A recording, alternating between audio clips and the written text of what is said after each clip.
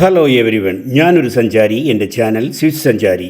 എല്ലാ സഞ്ചാരപ്രേമികൾക്കും സ്വിസ് സഞ്ചാരി ചാനലിലേക്ക് ഹാർദമായ സ്വാഗതം. കുട്ടനാട്ടിൽ നെൽകൃഷി വ്യാപകമാക്കുന്നതിൽ സുപ്രധാന പങ്ക് വഹിച്ച കർഷകനും ഭൂ ഉടമയുമായിരുന്നു മുരിക്കിൻമുട്ടിൽ ഔതച്ചൻ അഥവാ ജോസഫ് മുരിക്കൻ. കായൽ നികത്തി 1000-ലേറെ ഏക്കർ കൃഷിനിലം പുതിയതായി ഉയർത്തിയ മുരിക്കനെ ജനങ്ങൾ വിളിക്കുന്നത് കായൽ രാജാവെന്നാണ്. രണ്ടാം ലോകമഹായുദ്ധശേഷമുണ്ടായ ഭക്ഷ്യക്ഷാമം പരിഹരിക്കാൻ കൂടുതൽ കൃഷിയിടങ്ങൾ കണ്ടെത്തണമെന്ന ശ്രീ ചിത്തിര തിരുനാൾ മഹാരാജാവിൻ്റെ കൽപ്പനയുടെ പിൻബലത്തിലാണ് കായൽ നികത്തി നെൽപ്പാടങ്ങൾ ഉണ്ടാക്കിയത്. ചിത്തിര 716 ഏക്കർ, റാണി 568 ഏക്കർ, മാർത്താണ്ഡം 674 ഏക്കർ എന്നിങ്ങനെ 1959 ഏക്കർ ഭൂമി കായൽ നികത്തിയെടുത്തു. രാജകുടുംബത്തോടുള്ള മുരിക്കൻ്റെ കടപ്പാടാണ് നികത്തിയ നിലങ്ങൾക്ക് ഇത്തരത്തിൽ പേരു നൽകാൻ ഇടയാക്കിയത്. അവസാന കാലത്ത് തിരുവനന്തപുരത്ത് മകൻ്റെ വസതിയിലായിരുന്നു മുരിക്കൻ. 1972 ഡിസംബർ 9 മെഡിക്കൽ കോളേജ് ആശുപത്രിയിലെ ജനറൽ വാർഡിൽ വച്ച് 74-ാം വയസ്സിലാണ് മുരിക്കൻ മരിക്കുന്നത്. ഇതേക്കുറിച്ച് കുട്ടനാട്ടുകാരനായ നമ്മുടെ ഹൗസ് ബോട്ട് ഓടിക്കുന്ന ചേട്ടന് പറയാനുള്ളത് എന്താണെന്ന് ഒന്ന് കേട്ടു നോക്കിയാലോ. നമ്മൾ പോകുന്നത് വേമ്പനാട്ട് കായലിൽ കൂടാണ്. ഈ കായലിന്റെ സ്റ്റാർട്ടിങ് സ്ഥലമാണ് ഇത്, ആലപ്പുഴ എന്ന് പറഞ്ഞു. ഈ കായലിങ്ങനെ നേരെ പോയി കഴിഞ്ഞാൽ 80 കിലോമീറ്റർ ഓടിയാൽ കൊച്ചി ചെല്ലും. 3 ജില്ലകളുമായിട്ടുള്ള കണക്ഷനാണ്, കോട്ടയം, ആലപ്പുഴ, എറണാകുളം. ഇതിന്റെ റൈറ്റ് സൈഡ് കാണുന്ന മുഴുവൻ നമ്മുടെ മുരിക്കൻ എന്ന് പറയുന്ന പണ്ടൊരു കായൽ രാജാവ്. അതെ, പുള്ളി കുഴിച്ചെടുത്ത കായലുകൾ മീൻസ് ഇതുപോലെ വേമ്പനാട്ട് കായലായിട്ട് കടന്നുകൊടുക്കുന്ന സ്ഥലമാണ്. അപ്പൊ അവിടെ അന്ന് ഇവിടെ കുട്ടനാട്ടിൽ അരിക്ക് ബുദ്ധിമുട്ടുണ്ടായിരുന്ന ഒരു സമയത്ത് അന്നത്തെ രാജാവിനോട്, ഇത് രാജഭരണകാലം, രാജാവിനോട് പറഞ്ഞ് എന്റെ മനസ്സിൽ ഇതേപോലെ ഒരു ഐഡിയ ഉണ്ട്, കായലിൽ നികത്തി ചിറ പിടിച്ചെടുത്ത് അവിടെ കൃഷി ഇറക്കിയാൽ കുട്ടനാട്ടിലെ പഞ്ഞം തീരും. അങ്ങനെ രാജാവ് അതിനൊരു അനുവാദം കൊടുക്കും. അങ്ങനെ പുള്ളി ഒറ്റയ്ക്ക് പണിക്കാരെ വെച്ചുകൊണ്ട് ഇവിടെ 3 കായലുകൾ പുള്ളി നിർത്തി. അതിലൊന്ന് ചിത്തിര, മാർത്താണ്ഡ, റാണി. അതെ. അപ്പൊ ഈ ചിത്തിരക്കായൽ എന്നൊക്കെ പറയുന്നതെന്ന് വെച്ചാൽ അന്നത്തെ രാജഭരണകാലത്ത് അന്ന് ചിത്തിരവർമ്മ മഹാരാജാവിന്റെ കാലത്താണ് ആ കായലും ഉണ്ടാക്കിയത്. അങ്ങനെ അദ്ദേഹം ഇവിടെ വന്ന് ഇതിന്റെ ഉദ്ഘാടനമൊക്കെ നടത്തി. അങ്ങനെ അദ്ദേഹത്തിന്റെ പേരാണ് ആ കായൽ. അതുപോലെ തന്നെ മാർത്താണ്ഡവർമ്മ വന്നു, അമ്മ റാണി വന്നു. അങ്ങനെ ഓരോരുത്തരുടെയും പേരിൽ ഓരോ കായലുകൾ. അതിനുശേഷം ഇവിടെ നമ്മുടെ ഗവൺമെന്റ് വന്നതിന് ശേഷം ഇത് ഉച്ചഭൂമിയായിട്ട് സർക്കാരിലേക്ക്, അത് ഓരോ പാർട്ടിക്കായിട്ട് ഇങ്ങനെ ചെറിയ ചെറിയ പാവപ്പെട്ടവർക്ക് 5 സെന്റ് 10 സെന്റ് ഒക്കെ ആയിട്ട് ദാനം ചെയ്തു. ഇപ്പൊ അവരാണ് ഇതിനകത്ത് ഇതിറക്കുന്നത്. അങ്ങനെയാണ് ഈ കുട്ടനാട്ടിൽ ഇതൊരു പ്രോപ്പർ കുട്ടനാട് ഏരിയ, ആലപ്പുഴ ജില്ലയിൽ കുട്ടനാട് ഏരിയയാണ്. അതെ അതെ. ഇവിടുത്തെ ഈ വെള്ളം എന്ന് പറഞ്ഞാൽ സമുദ്ര നിരപ്പിൽ നിന്ന് 3 മീറ്ററോളം താഴെയാണ് ഇവിടെ. അതെ, അത് നമ്മുടെ കടലൊന്ന് ശക്തമായിട്ട് കയറിയാൽ ഇവിടെ മുഴുവൻ പോകും. സമുദ്ര നിരപ്പിൽ നിന്ന് 3 മീറ്റർ താഴെയാണ് ഇവിടെ ഇരിക്കുന്നത്. അങ്ങനെ ഇവിടെ പമ്പ് ചെയ്ത് വെള്ളം പറ്റിച്ചുകൊണ്ടാണ് കൃഷി നടത്തുന്നത്. അപ്പൊ ആ പാടങ്ങൾ കണ്ടാലറിയാം, ഈ ലെവലിൽ നിന്നും 2-3 മീറ്റർ താഴെയാണ് അത് പമ്പ് ചെയ്യും. ഏതാണ്ട് 1 മാസത്തോളം 10-15 മോട്ടർ എന്ന് വർക്ക് ചെയ്താണ് വെള്ളം പറ്റിക്കുന്നത്.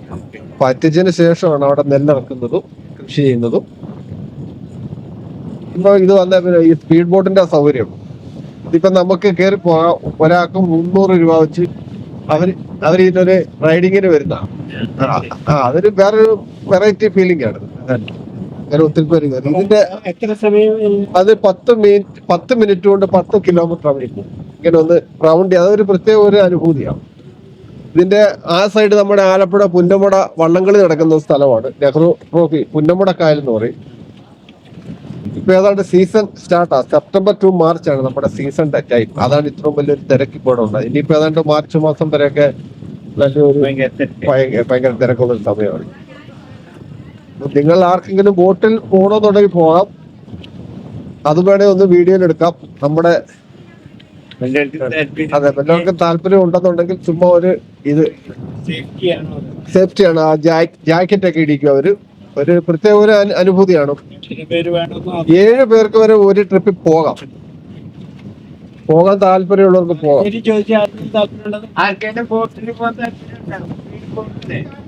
ഈ പോകുന്നത് നമ്മുടെ വാട്ടർ ട്രാൻസ്പോർട്ടിന്റെ ബോട്ടാണ്. നമ്മുടെ കരയിലൂടെ പോകുന്ന KSRTC ബസ് പോലെ. അത് കോട്ടയത്തു നിന്നും ആലപ്പുഴയ്ക്കും ഒക്കെ വരുന്ന സർവീസ് ബോട്ടുകളാണ്. അതിനാണ് നമ്മുടെ ഇവിടെ എന്ന് പറഞ്ഞു കഴിഞ്ഞാൽ ഈ ഗതാഗത സൗകര്യം ജലഗതാഗതവും വണ്ടിയില്ല. അപ്പൊ ഈ ബോട്ടിനെയാണ് ഇവിടെ ആശ്രയിക്കുന്നത്. ഇല്ല, ഒരാളായിട്ട് കൊണ്ടുപോകുന്നത്. ആരെങ്കിലും രണ്ടുപേർ ചോദിച്ചു നോക്കിയാ പുള്ളിയോട്. മൂന്നോ നാലോ പേര് വേണം. അവരുടെ ഒരു 7 പേർക്ക് ഒരുമിച്ച് പോകാൻ പറ്റും. 7 പേർക്ക് ഒരുമിച്ച് പോകാം. 3 പേരുണ്ടെങ്കിലും ഒരു ട്രിപ്പ് പോക്കോളൂ. അത് കഴിയുമ്പോ അടുത്ത ആൾക്കാർക്ക് പോവാം.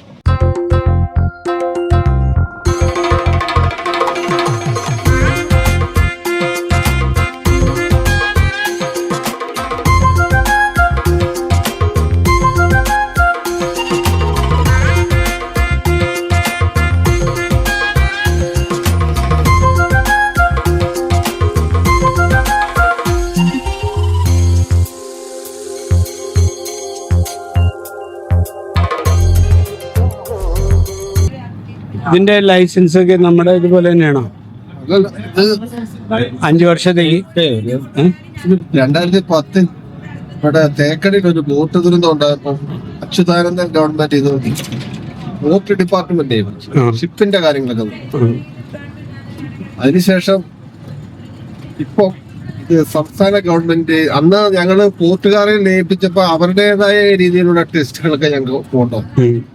അങ്ങനെ അവരുടെ ഇത് കിട്ടിയതിനു ശേഷം ഇപ്പം ഈ അടുത്ത 2025 ജൂൺ കൊണ്ട് ഈ ലൈസൻസ് ക്യാൻസൽ ആയി.